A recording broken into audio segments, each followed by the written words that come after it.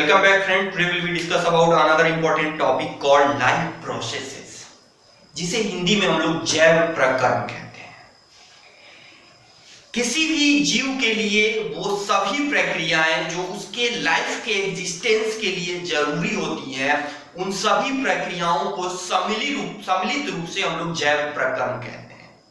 वो सभी प्रक्रियाएं जिसमें से किसी एक को भी स्किप कर देने के बाद उसका जीवन संभव नहीं है, उन प्रक्रियाओं को हम लोग कहते हैं लाइफ प्रोसेसेस या जैव प्रक्रम, जिनके बिना लाइफ के बारे में आप नहीं सोच सकते। तो लाइफ साइंस के सभी स्टूडेंट्स के लिए आज का ये बेसिक टॉपिक जानना सबसे इंपॉर्टेंट होता है। बेसिकली देखा जाता है कि लोग आगे तो चले जाते हैं, लेकिन अगर उनसे पीछे की थोड़ी सी बेसिक जानकारी पूछ दी जाती है तो वो थोड़े से हेजिटेट हो जाते हैं, कंफ्यूज हो जाते हैं और उन्हें लगता है कि पता क्यों नहीं हमें ये क्वेश्चन आ रहा है। तो उनके लिए ये बेसिक चीजें सबसे इंपॉर्टेंट है। एक तरह से कहें सभी स्टूडेंट्स के लिए ये जानना जरूरी है कि उनकी लाइफ के एग्जिस्टेंस के लिए वो कौन कौन सी प्रक्रियाएं होती हैं जो सबसे इंपॉर्टेंट है। वो क्यों सबसे इंपॉर्टेंट है कि ठीक है ये सारी प्रक्रियाएं जरूरी है, लेकिन क्यों जरूरी है, इनका क्या रोल है हमारे लाइफ में, ये जानना सबसे इंपॉर्टेंट है। और आज इसी को ध्यान में रखते हुए हम लोग ये वीडियो ट्यूटोरियल्स तैयार किए हैं। ये लेक्चर आज उसी टॉपिक पे लिया जाएगा। तो इन सभी चीजों को one by one and with question answer जानने के लिए आपको इस पूरे वीडियो ट्यूटोरियल्स के साथ बने रहना होगा। और सबसे इंपॉर्टेंट बात कि अभी तक आपने अगर इस चैनल को सब्सक्राइब नहीं किया है तो चैनल को सब्सक्राइब कर लें, बेल आइकन को जरूर दबा लीजिएगा ताकि जितने भी वीडियो वन बाय वन हम आपको अपलोड करें वो आप तक सबसे पहले पहुंच जाए। और सबसे इंपॉर्टेंट थिंग कि कोरोना के कारण आप देख रहे हैं कि हो सकता है कि फिर से लॉकडाउन लग जाए, तो आपको शायद हो सकता है कि फिर से वीडियो ट्यूटोरियल्स पे आपको इंपॉर्टेंट जो है डिपेंडेंट रहना हो। और ये सबसे जरूरी चीज है कि ये वीडियो ट्यूटोरियल्स आप कहीं भी किसी भी वक्त जब भी फ्री हो एनी टाइम कहीं भी आसानी से देख सकते हैं। थोड़ा देर मन करे, 5 मिनट मन करे, 10 मिनट मन करे, आसानी से देख सकते हैं। लेकिन ये चीज ध्यान में रखिएगा कि इस पूरे वीडियो को जरूर देखिएगा ताकि आपका जानकारी जो है पूर्ण हो सके। ऐसा नहीं कि आप अधूरा छोड़ के चले जाएं और वो कंफ्यूजन आपको हमेशा परेशान करता रहे। तो आइए देखते हैं हमारा टॉपिक जो आज का सबसे खूबसूरत टॉपिक है, life processes. It's important for existence of life on the earth. Okay, तो बात करते हैं हम लोग आज लाइफ प्रोसेसेज, ओके, जिसको हम लोग हिंदी में कहते हैं जैव प्रक्रम। क्या कहते हैं? जैव प्रक्रम। अब यहां पे हम ये नहीं कहेंगे कि ससुरा इसको जैव प्रक्रम कहते हैं और खचड़ा और खचड़ी वर्ड का तो हम इस्तेमाल ही नहीं करेंगे, क्योंकि हमारे मन में स्त्रियों के प्रति, लड़कियों के प्रति, स्टूडेंट्स के प्रति सम्मान की भावना है। वो हम नहीं है कि अपने जो है वीडियो टूल्स को चलाने के लिए किसी की सम्मान को ठेस पहुंचाए। तो इसलिए इस अनर्गल वर्ड और को यूज करना हम नहीं चाहते हैं। तो आइए बात करते हैं हम लोग जैव प्रक्रम की। ओके, आप जानते हैं बेसिक तौर पर कि जितने भी ऑर्गेनिज्म होते हैं ऑन द अर्थ, वो उनका जो संगठन होता है वो किस लेवल का होता है? सेलुलर लेवल का। यानी कि जितने भी ऑर्गेनिज्म है पृथ्वी पे, उनका संगठन, उनका शरीर किसका बना होता है? कोशिकाओं का बना होता है। ठीक है, ये कोशिकाएं कुछ ऑर्गेनिज्म यूनिसेलुलर होती हैं तो उनका लेवल यहीं तक हो जाता है, जैसे अमीबा, पैरामीशियम, ईटीसी वगैरह। कुछ जो इससे ज्यादा संगठित होती हैं वो बनाती हैं संगठित होकर के टिश्यू। उसके बाद बनता है ऑर्गेन और उसके बाद आता है ऑर्गेन सिस्टम। ओके, तो हम लोग बात करते हैं पूरे ऑर्गेनिज्म की। ओके, तो ये जो ऑर्गेनिज्म होते हैं, चाहे वो सेलुलर ऑर्गेनिज्म हो, यूनिसेलुलर ऑर्गेनिज्म हो या मल्टी सेलुलर ऑर्गेनिज्म हो, उनमें सबसे जरूरी एक चीज होता है कि उनकी होल लाइफ में उनके जितने भी सेल्स होते हैं उनकी मेंटेनेंस की जरूरत पड़ती है, और इस मेंटेनेंस को हम लोग कहते हैं हिंदी में अनुरक्षण। क्या कहते हैं? अनुरक्षण। यानी कि अगर आपका शरीर कोशिकाओं का बना हुआ है तो हम आपको बता दें कि हमारे शरीर में जितनी भी कोशिकाएं होती हैं हर एक का एक लिमिट लाइफ पीरियड होता है। फॉर एग्जांपल आपके आरबीसी का लाइफ होता है 120 डेज, जिसके बाद उसका डेथ हो जाता है। ठीक है, तो हर एक सेल्स का एक लिमिट लाइफ पीरियड होता है। हमारे शरीर में आप देखते हैं कि कटता है, फटता है, टूटता है, फूटता है, जो भी होता है धीरे धीरे आप देखते हैं कि वो जहां पे कटा हुआ रहता है वो धीरे धीरे फिर से भर जाता है। कैसे भरा? यानी कि वहां पे नए सेल्स आ गए। हमारे शरीर के अंदर भी कुछ सेल्स होते हैं जो डैमेज हो जाते हैं, उनकी मरम्मत कैसे होती है? तो ये सारे मेंटेनेंस जो आपके लाइफ को बनाए रखते हैं उनको हम लोग वो मेंटेनेंस का जो प्रक्रिया है वो निरंतर, आप एक तरह से कहें तो आप जब सोए रहते हो, इवन आप क्लास में बैठे हो, आप नॉर्मली सोए हैं, नहा रहे, खा रहे, पी रहे, जब भी जहां भी हैं ये मेंटेनेंस प्रोसेस जो है वो चलता रहता है। तो अब जैसे कि हमने कहा कि वो सभी प्रक्रियाएं जो आपके लाइफ के लिए जरूरी हैं, तो उसी तरह से मेंटेनेंस भी जरूरी है। तो यहां पे एक लाइन हम लिख सकते हैं कि वे सभी प्रक्रियाएं जो सम्मिलित रूप से मेंटेनेंस में शामिल होती हैं, अनुरक्षण, इंग्लिश में इसको हम लोग कहते हैं मेंटेनेंस। ओके, सम्मिलित रूप से अनुरक्षण में शामिल होती हैं, क्या कहलाती हैं? वो लाइफ प्रोसेस के अंतर्गत आती हैं।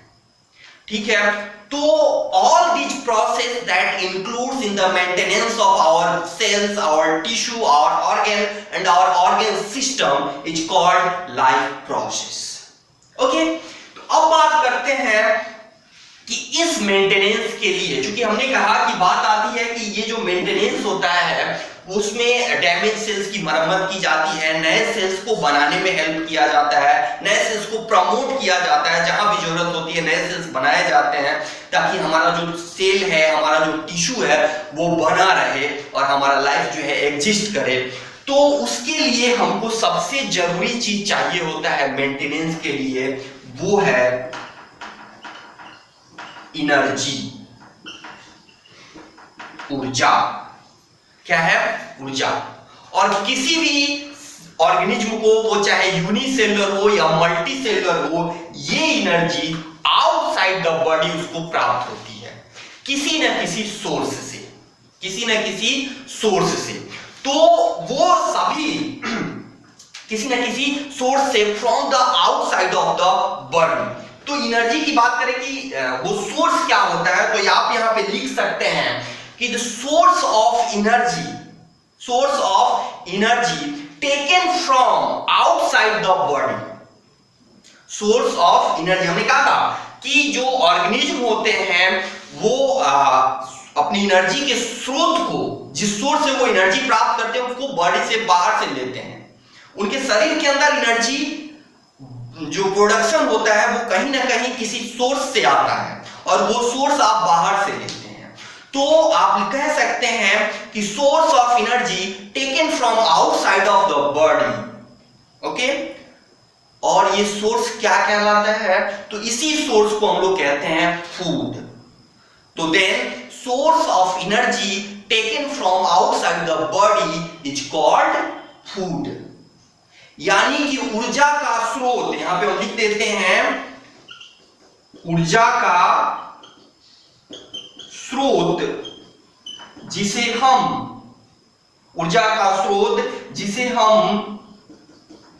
शरीर के बाहर से प्राप्त करते हैं, शरीर के बाहर से प्राप्त करते हैं, क्या कहलाता है? भोजन कहलाता है। यानी कि source of energy taken from outside the body is called food. और सबसे इंपॉर्टेंट चीज कि जितने ये जो सोर्स ऑफ एनर्जी होती है यानी कि फूड जो होते हैं, most of the food is a complex organic materials. Most of, all नहीं, ऑल ऑफ दीज हम नहीं कह रहे हैं यहाँ पे। तो ज्यादातर जो फूड सोर्स ऑफ एनर्जी होती है यानी कि फूड होती है, वो क्या होती हैं आपको ऑर्गेनिक मटेरियल्स की बनी होती हैं। क्यों ऑर्गेनिक? क्योंकि आप जानते हैं कि इस पृथ्वी पर 99.9% जो भी है वो कार्बन के बने होते हैं। तो कहीं ना कहीं किसी ना किसी सोर्स से हम प्राप्त कर रहे हैं, वो कार्बन का ही बना होता है। ओके, तो हमने लिख लिया कि ऊर्जा का स्रोत जिसे हम शरीर के बाहर से लेते हैं क्या कहलाता है? भोजन कहलाता है। Source of energy taken from outside the body is called food and most of the food is a complex organic material. Okay, तो फूड की तो बात हो गई। अब बात आती है कि ये जो फूड लेने की प्रक्रिया है, भोजन को ग्रहण करने की जो प्रक्रिया है, उस प्रोसेस को हम लोग कहते हैं, क्या कहते हैं? न्यूट्रिशन। क्या कहते हैं? न्यूट्रिशन। यानी कि nutrition is a biological and physiological process to transfer a source of energy from outside the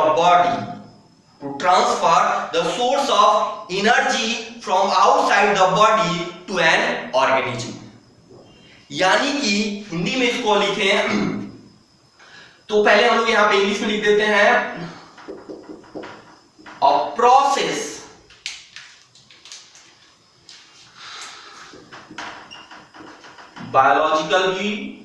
biological and physiological to transfer a source of energy from outside the body to an organism। यानी कि किसी बाहरी स्रोत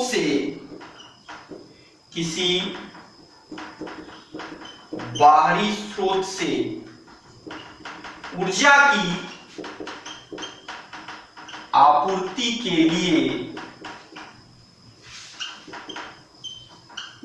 भोजन ग्रहण करने की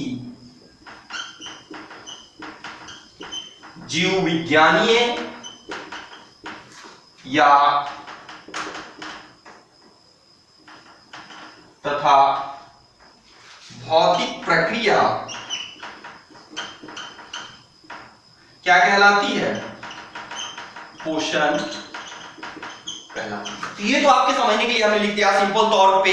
अब प्रोसेस एक तरह का प्रोसेस है जिसमें हम लोग बाहर से किसी एनर्जी स्रोत से भोजन को ग्रहण करते हैं, इंजेस्ट करते हैं। It's called nutrition. क्या कहलाता है? ये न्यूट्रिशन कहलाता है।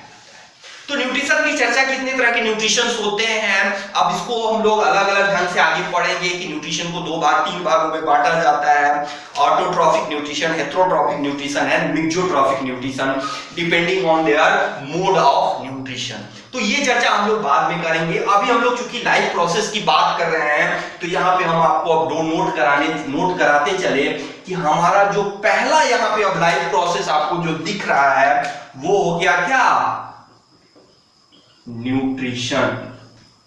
यानी कि लाइफ के एग्जिस्टेंस के लिए जो सबसे जरूरी प्रोसेस है वो क्या है? सबसे पहला और सबसे जरूरी, सबसे इंपॉर्टेंट प्रोसेस क्या है? Nutrition. And nutrition is a process in which we take in a source of energy from outside the body. Okay, तो जैसा कि हमने कहा कि ये जो सोर्स ऑफ एनर्जी होती है वो most of the source of energy जो फूड होती है वो मोस्ट ऑफ द फूड जो क्या होती है वो कॉम्प्लेक्स ऑर्गेनिक मटेरियल्स होती है। क्या होती है?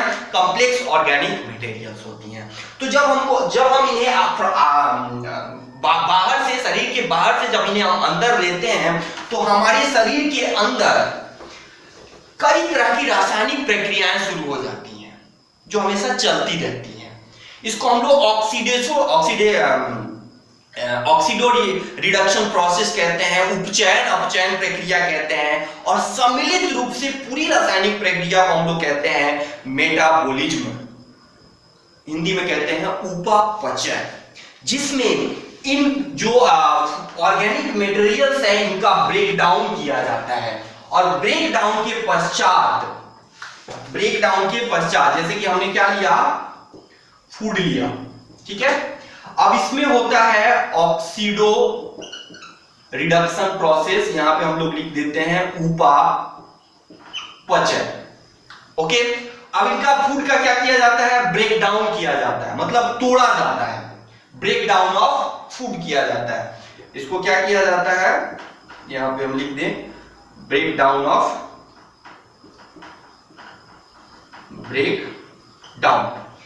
तोड़ा जाता है, छोटे छोटे फॉर्म में, सिंपल फॉर्म में तोड़ा जाता है, और इसको चेंज किया जाता है यूनिवर्सल एनर्जी स्रोत में।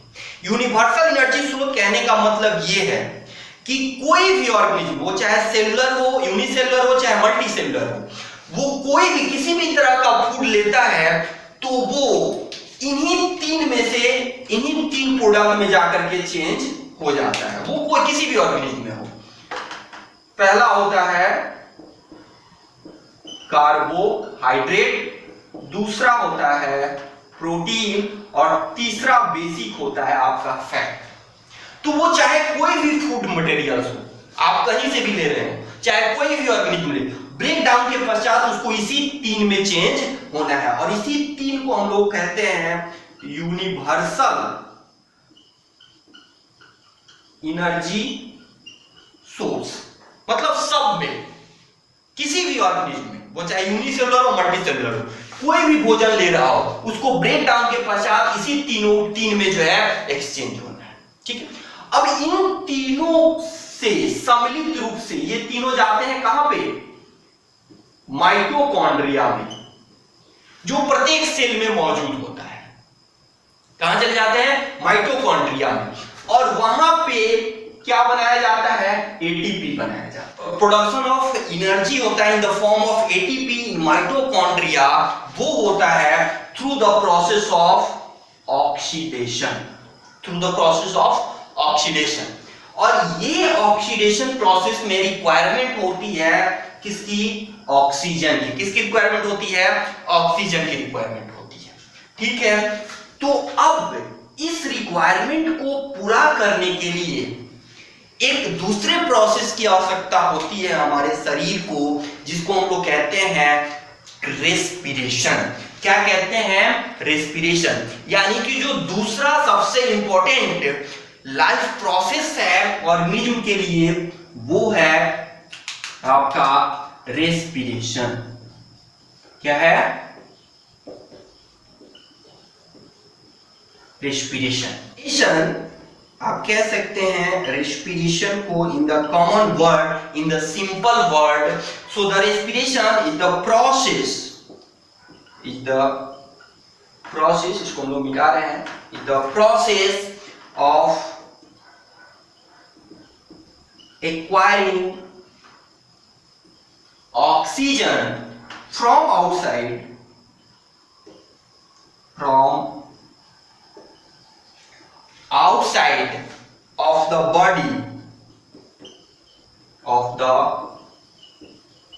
body and use it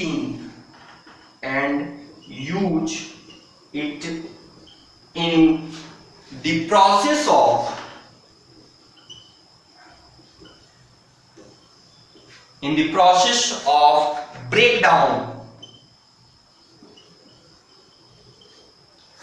breakdown of complex food material for cellular need। Okay, इसी को अगर हम लोग हिंदी में लिखें, इसको हम मिटा देते हैं, हिंदी में इसको हम लोग कहेंगे कि कोशिकाओं के जरूरत के अनुसार कोशिकाओं के जरूरत के अनुसार शरीर के बाहर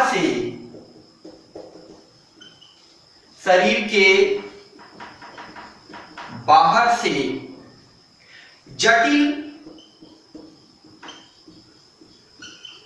भोज्य पदार्थों के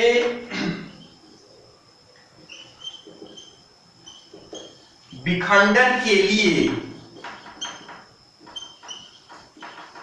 ऑक्सीजन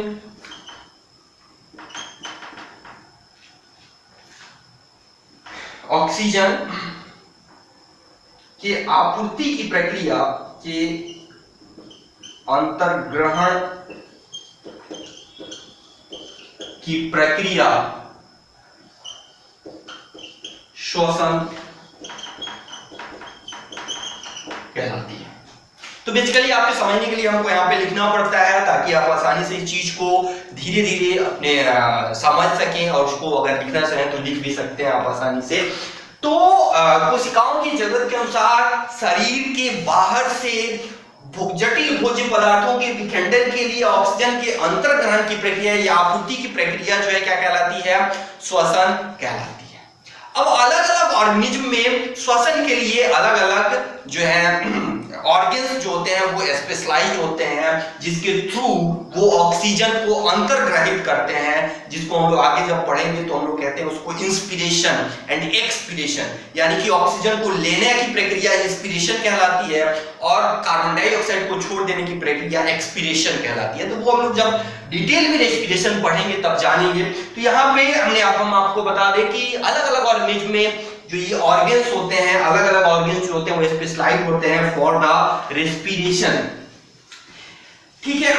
लेकिन कुछ जो ऑर्गेनिज्म होते हैं जिनमें, जैसे आपका यूनिसेलुलर ऑर्गेनिज्म है, आपका अगर यूनिसेलुलर ऑर्गेनिज्म है तो उसका पूरा जो आप ये देख सकते हैं कि पूरा जो सतह होता है, शरीर का सतह होता है, वो बाहरी एनवायरनमेंट के संपर्क में रहता है, जी, जहां पे O2 भी होता है और CO2 होता है और अन्य गैस भी होते हैं। तो ये यूनिसेलुलर ऑर्गेनिज्म डिफ्यूजन के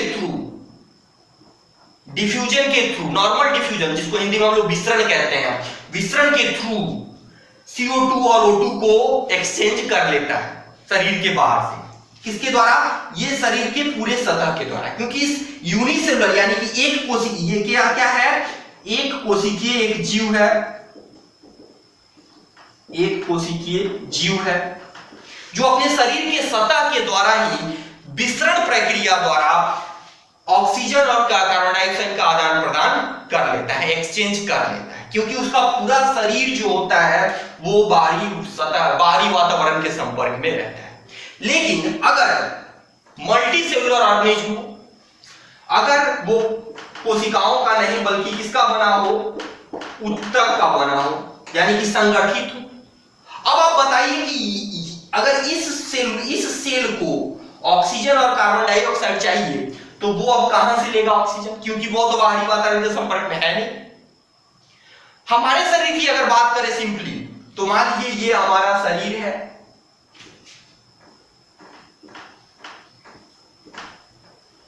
ये हमारा शरीर है, तो ये तो ठीक है, हवा के संपर्क में है, वातावरण के संपर्क में है, लेकिन इसके बीच जो यहाँ पे जो ऑर्गन्स हैं, वो ऑक्सीजन की आपूर्ति कैसे करेंगे? वो तो विसरण प्रक्रिया द्वारा कर नहीं सकते, क्योंकि वो सभी सेल्स, हमारे शरीर की सभी कोशिकाएं या किसी भी इस एक कोशिकीय जीव को छोड़कर किसी भी बहुकोशिकीय जीव की सभी कोशिकाएं बाहरी वातावरण के संपर्क में नहीं होती हैं, इसीलिए वो विसरण प्रक्रिया द्वारा अपने गैसों की आपूर्ति नहीं कर पाती हैं। और सबसे इंपॉर्टेंट एक पॉइंट हो गया। दूसरा इंपॉर्टेंट पॉइंट क्या होता है कि ये विसरण प्रक्रिया काफी धीमी गति से होती है। तो अगर हम विसरण प्रक्रिया द्वारा ऑक्सीजन ले भी लें, तो अगर मान लीजिए कि हमने अपने मस्तिष्क के द्वारा ऑक्सीजन लिया, चाहे यहाँ पे लंग्स के द्वारा लिया, तो यहाँ से अंगूठा तक की कोशिका को ऑक्सीजन पहुंचाने में हमको वर्षों लग जाएंगे। तब तक पता चला कि हमारा वहां का कोशिका जो है ऑक्सीजन नहीं मिलने के कारण वो एटीपी नहीं बना पाया और वो उससे उनका डेथ हो गया। तो इसीलिए बेसिकली क्योंकि बहुकोशिकीय जीवों में सभी कोशिकाएं बाहरी वातावरण के संपर्क में नहीं होती हैं और विसरण प्रक्रिया काफी धीमी प्रक्रिया भी है, इसीलिए बहुकोशिकीय जीवों में विसरण प्रक्रिया ऑक्सीजन की आपूर्ति के लिए सही नहीं है। ये क्वेश्चन भी आप बना सकते हैं इस तरह से अगर पूछा जाता है। ठीक है, जैसे हमने कहा कि हम लोग क्वेश्चन आंसर्स भी तैयार करते चलेंगे। तो आगे हम लोग पढ़ते हैं। फिर अब देखते हैं कि जैसे मान लीजिए कि हमने कहा कि जो मल्टी सेलुलर ऑर्गेनिज्म है, बहुकोशिकीय जीव है, उनमें स्पेशलाइज्ड ऑर्गन्स होते हैं। ठीक है, जहां पे वो ऑक्सीजन को लेते हैं और कार्बन डाइऑक्साइड को छोड़ देते हैं। लेकिन ठीक है कि जैसे हम लोगों में लंग्स होता है, यहां पे हमने O2 को ले लिया है, लेकिन लंग्स के अलावा अदर कोशिकाओं को भी, तो अदर क्या मतलब, आप शरीर की सभी कोशिकाओं को क्या चाहिए? ऑक्सीजन चाहिए ताकि वो एटीपी बना सके। ठीक है। दूसरा, ये कार्बोहाइड्रेट, प्रोटीन और फैट आपके शरीर में कहां बन जाता है? ये आपका क्या है? मुंह है, ये आपका विंड पाइप है, ये आपका स्टमक है, ये आपका इंटेस्टाइन है यहां पे। तो यहां पे आपका जो भी है वो एब्जॉर्बर, मतलब ये कार्बोहाइड्रेट, प्रोटीन, फैट बन जाते हैं। तो मान लीजिए कार्बोहाइड्रेट, प्रोटीन, फैट यहां है और आपका O2 यहां लंग्स के पास आपको यहां है, लेकिन यहां आपके पैर के अंगूठे को भी और हाथ के अंगुलियों को भी, यानी कि सभी कोशिकाओं को ये भी चाहिए और ये भी चाहिए। तो सीधी सी बात है कि कोई ऐसा प्रोसेस होना चाहिए जो इसको कैरी करे, ढो करके सभी कोशिकाओं तक पहुंचा दे, ऑक्सीजन को भी और ये जो मटेरियल्स हमको फूड के द्वारा मिल रहे हैं, जो हमारे इंटेस्टाइन में तैयार हो रहे हैं, हमारे एलिमेंट्री के आहार नाल में तैयार हो रहे हैं, उनको हमारे सभी कोशिकाओं तक पहुंचा दे ताकि वो ऑक्सीडेशन प्रक्रिया द्वारा एटीपी का निर्माण कर अपनी ऊर्जा की आपूर्ति को पूरा कर सके। तो यानी कि हमारा एक तीसरा लाइफ प्रोसेस भी जरूरी है और उसको हम लोग कहते हैं, उस तीसरे लाइफ प्रोसेस को, तीसरे जैव प्रकरण को हम लोग कहते हैं सर्कुलेशन। क्या कहते हैं? सर्कुलेशन। इसको हिंदी में हम लोग कहते हैं पोषण, इसको हम लोग कहते हैं श्वसन और इसको हम लोग कहते हैं परिवहन।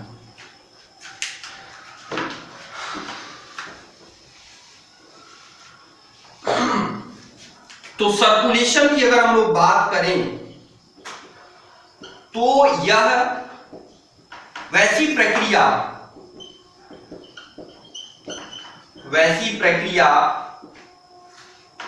जिसमें कोशिकाओं की ऊर्जा आपूर्ति हेतु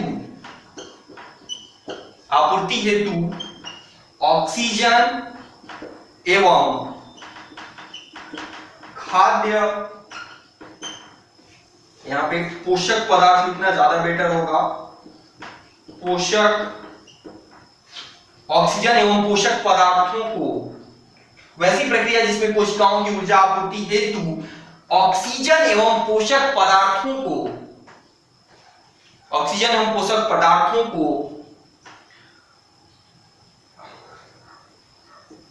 ढोकर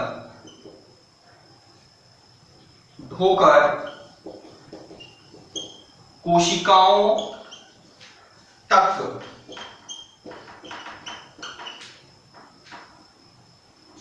पहुंचाई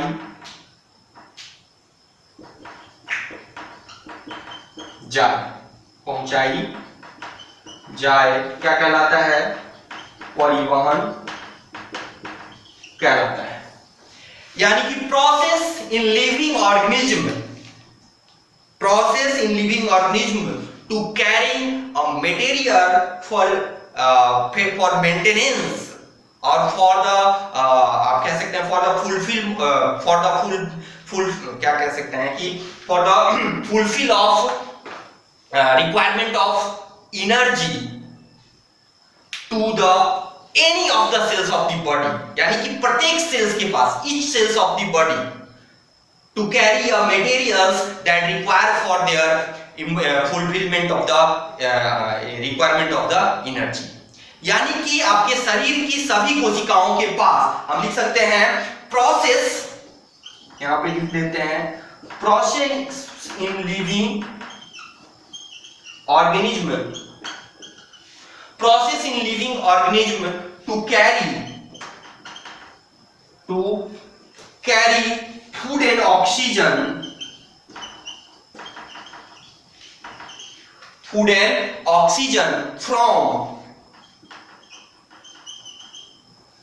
from one place to another place in the body। तो सिंपली भाषा में आप ये भी कह सकते हैं the process in living organism to carrying food and oxygen from one place to another place of the body is called circulation। यानी कि शरीर में एक जगह से दूसरी जगह ऊर्जा की आपूर्ति के लिए या कोशिकाओं के रिक्वायरमेंट के अनुसार कोशिकाओं की ऊर्जा आपूर्ति के लिए फूड और ऑक्सीजन का एक प्लेस से एक जगह से दूसरी जगह ट्रांसपोर्ट या कैरी करना क्या कहलाता है? सर्कुलेशन कहलाता है। यानी कि तीसरा जो हमारा प्रोसेस है वो है आपका सर्कुलेशन। अब बात आती है कि हमारे शरीर में इतनी प्रक्रियाएं हो रही हैं, आपका न्यूट्रिशन हुआ, आपका सर्कुलेशन हुआ, रेस्पिरेशन हुआ, सर्कुलेशन हुआ, फिर इन प्रक्रियाओं में एटीपी बनने के दौरान कुछ ऐसे मटेरियल्स भी बनते हैं, इन सभी प्रक्रियाओं के दौरान कुछ ऐसे मटेरियल्स भी बनते हैं जो हमारे शरीर के लिए यूजफुल नहीं होते, और यूजफुल नहीं होने के साथ साथ भी उनका एक्युमुलेशन जब वो जमा होने लगते हैं तो वो हमारे शरीर के लिए हानिकारक होते हैं।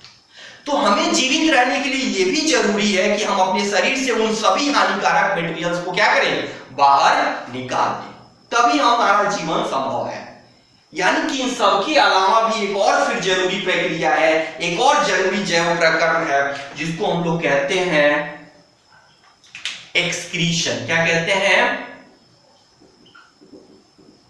एक्सक्रीशन, हिंदी में इसको हम लोग कहते हैं उत्सर्जन। और इसको यहां पे अगर हम लोग डिफाइन करें तो कुछ इस तरह से करेंगे, the process by which the process in living organism by which all useless and harmful materials removed from the body is called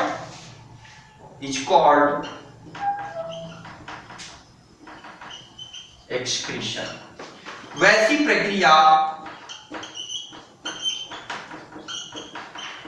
जिसमें शरीर में बनने वाले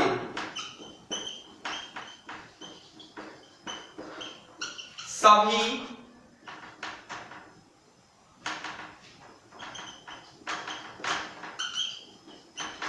अनुपयोगी हानिकारक पदार्थों का निष्कासन